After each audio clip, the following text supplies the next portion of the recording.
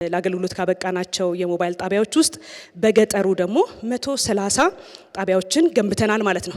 ይሄ ኒርሊ ስታዩት ከገነባነው ውስጥ ወደ 50% የሚደርስ እንደማለት ነው።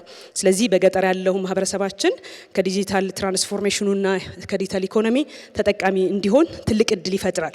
ምን ማለት ነው? 130 ጣቢያዎች ምን ያህል ወረዳዎችንና ምን ያህል ቀበሌዎችን ወይም ደግሞ ቪሌጆችን ኮኔክት አደረገ? 102 የሚሆኑ ወረዳዎች በእነዚህ በ130 ጣቢያዎች መገንባትና ለአገልግሎት መብቃት ምክንያት ኮኔክትድ ሆነዋል።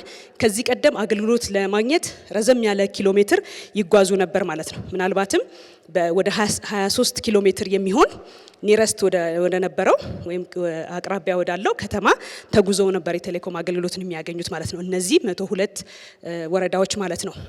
በዛ ውስጥ ወደ 332 የሚሆኑ ቀበሌዎች አሉ፣ እንደዚሁም ቪሌጅ የምንላቸው። ስለዚህ የዚህ አገልግሎት ተጠቃሚ ናቸው፣ ኮኔክትድ ሆነዋል ማለት ነው።